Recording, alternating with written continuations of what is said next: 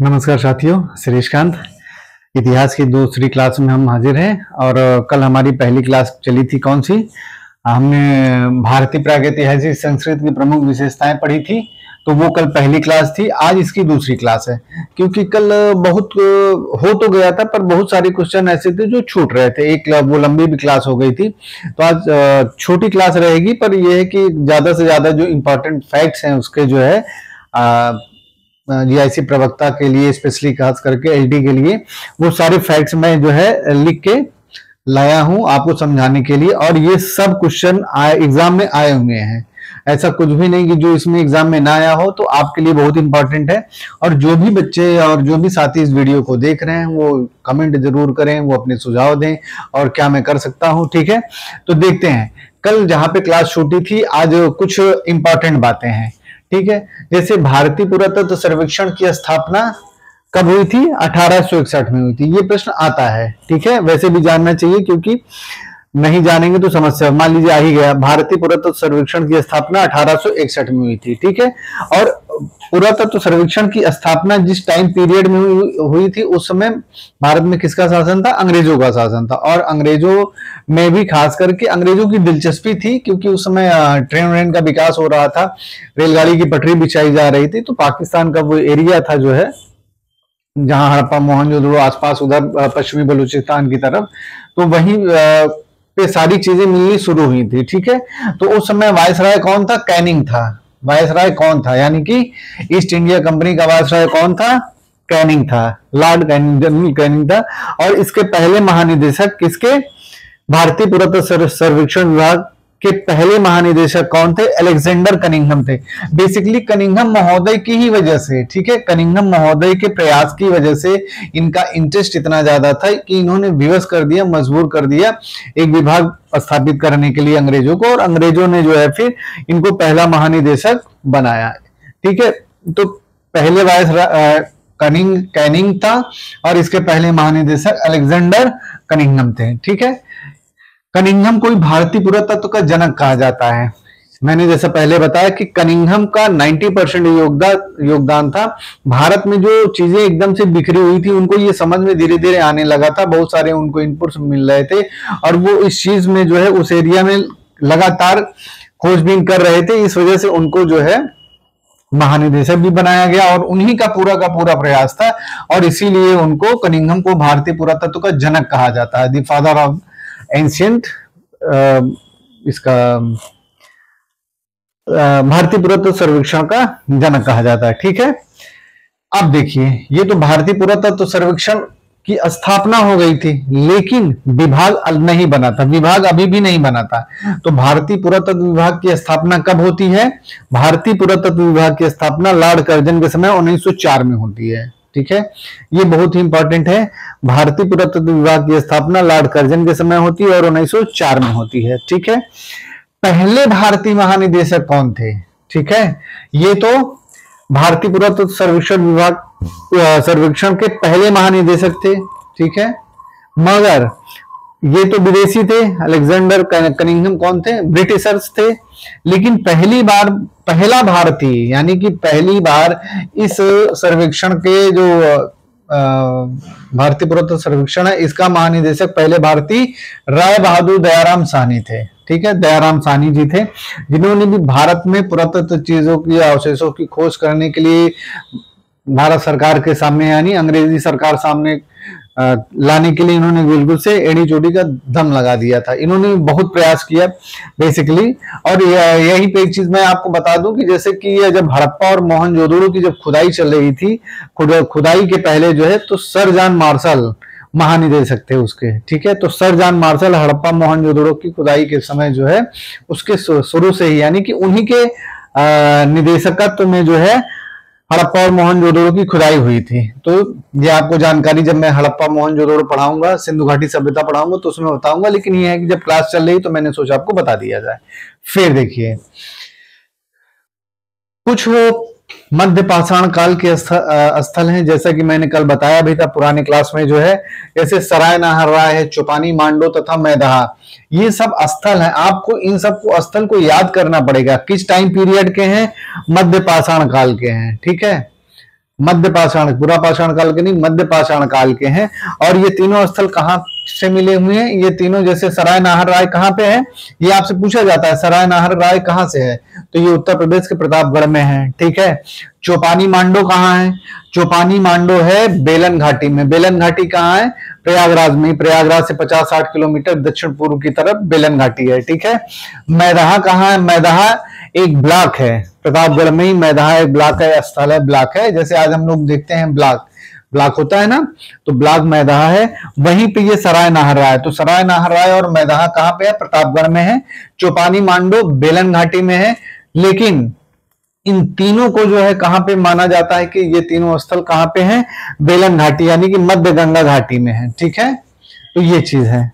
दूसरी बात, फिर मोस्ट इंपॉर्टेंट है कि सराय नाहरराय से ही एक पंक्ति में 3 समाधान के साक्ष्य मिले हैं, यानी कि 3 ऐसे जो है 1 2 3 इस तरह से 3 पंक्ति में सराय नाहरराय से समाधान के साक्ष्य मिले हैं।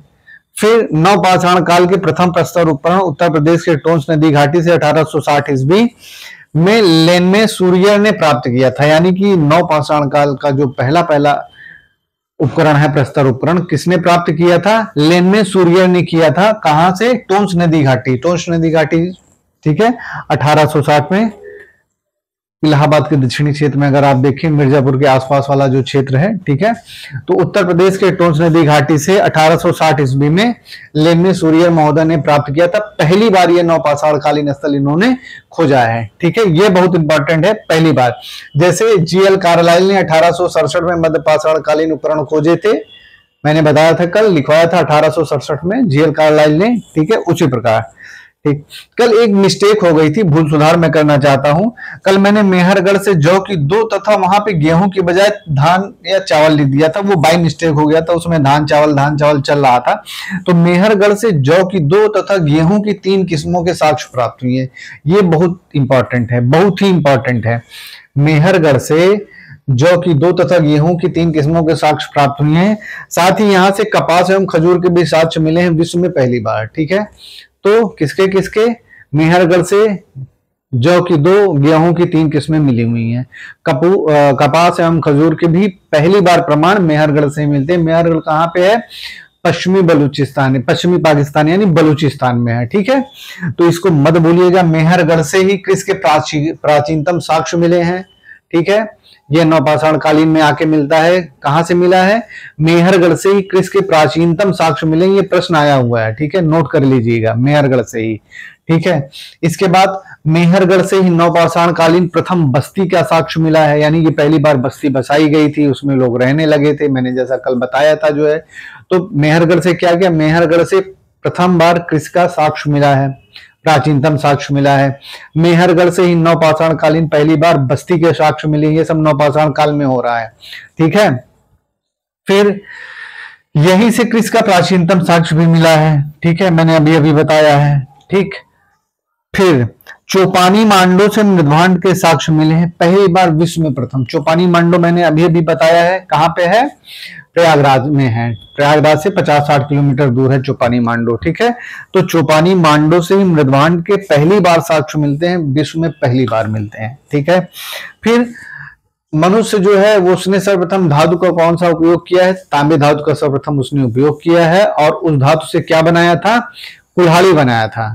ठीक है, कुल्हाड़ी सबसे पहली बार इंसान ने तांबा धातु का उपयोग किया था और उससे जो औजार बनाया था वो कुल्हाड़ी थी। और सबसे पहले कहां पे मिला है, ये अतिरपक्कम में मिला है। मैंने कल भी अतिरपक्कम का नाम लिया था। कहां पे अतिरपक्कम का नाम लिया था, जब 1863 में पहली बार रॉबर्ट ब्रूसफोर्ड द्वारा जो है प्रस्तर उपकरण खोजे गए थे। ठीक है, तो दूसरी जगह कौन सा था, वो तो अतिरपक्कम। ठीक है, रॉबर्ट ब्रूसफोर्ड ने सबसे पहले कहां खोजा था, पल्लवरम। पल्लवरम कहां है, चेन्नई में है। अतिरपक्कम कहां है, अतिरपक्कम भी चेन्नई में है। चेन्नई से 60-70 किलोमीटर की दूरी पे है अतिरपक्कम। ठीक है, तो ये आपको बहुत जरूरी है याद रखना। सर्वप्रथम तांबा धातु का प्रयोग किया, पहला औजार कुल्हाड़ी इंसान ने बनाया। ठीक, अब एक बार फिर से इसका रिवीजन कर लेते हैं। मध्य पाषाण काल से पीछे और चलेंगे पुरा पाषाण काल में। पुरा पाषाण काल में आग का आविष्कार हो गया है, यानी मानव ने आग जलाना सीख लिया है, पर उसका नियमित उपयोग नहीं सीख पाया है। उसका नियमित उपयोग कब कर पाता है? वो उच्च पुरा पाषाण काल के एंड में, यानी उच्च पुरा पाषाण काल का कालखंड कब है? वो लगभग 60 से 40,000 से 10,000 ईसा पूर्व के बीच में है उच्च पुरा पाषाण काल। ठीक है, जैसे मैंने कल बताया था, तो आग का जो नियमित प्रयोग है वो उच्च पुरा पाषाण काल के बाद धीरे धीरे नवपाषाण काल आते आते बिल्कुल से करने लगता है मानव। ठीक है, दूसरी बात क्या है? नवपाषाण काल में कृषि के प्राचीन नियमित खेती होने लगी है। नवपाषाण काल आते आते नवपाषाण काल में पहली बार नियमित खेती विश्व में होती है। ठीक है, तो ये सब सारी चीजें हैं जो भारतीय प्रागैतिहासिक संस्कृति की प्रमुख विशेषताएं हैं। ठीक है, और हाँ, आपके लिए बहुत इंपॉर्टेंट है, कुछ आपको जैसे मध्य पाषाण कालीन आपको नाम जानने चाहिए, स्थल जानने चाहिए। ठीक है, स्थल का मतलब है कि वो पूछता है जैसे कि कौन कौन से स्थल मध्य पाषाण कालीन रहे हैं, वहां से कौन कौन से उपकरण मिले हुए हैं। ठीक है, सब सारी चीजें। जैसे एक फलक संस्कृति का आपने नाम सुना होगा, फलक संस्कृति। ठीक है, तो फलक संस्कृति का किसको कहते हैं? मध्य पुरा पाषाण काल। मध्य पुरा पाषाण काल को फलक संस्कृति भी कहा जाता है, मध्य पुरा पाषाण काल को। ठीक है, फलक संस्कृति, क्योंकि इस टाइम पीरियड में ये वही एरिया है जब 60 से 40,000 ईसा पूर्व के बीच की बात हो रही है। ठीक है, ये वही वाला एरिया मध्य पुरा पाषाण काल। इस पीरियड को फलक संस्कृति भी बोलते हैं। हाँ, कुछ स्थल के नाम आपको जानना चाहिए, जैसे नेवासा है, ब्रह्मगिरी है। नेवासा कहाँ है? महाराष्ट्र में है। ब्रह्मगिरी कहाँ है? कर्नाटक में है। ठीक है, ये जगह नहीं पूछेगा, लेकिन नेवासा है, ब्रह्मगिरी है। ठीक है, अतिरपक्कम है, सरायनाहर राय है, मैदहा है, चौपानी मांडो है, चौपानी मांडो है। ठीक है, और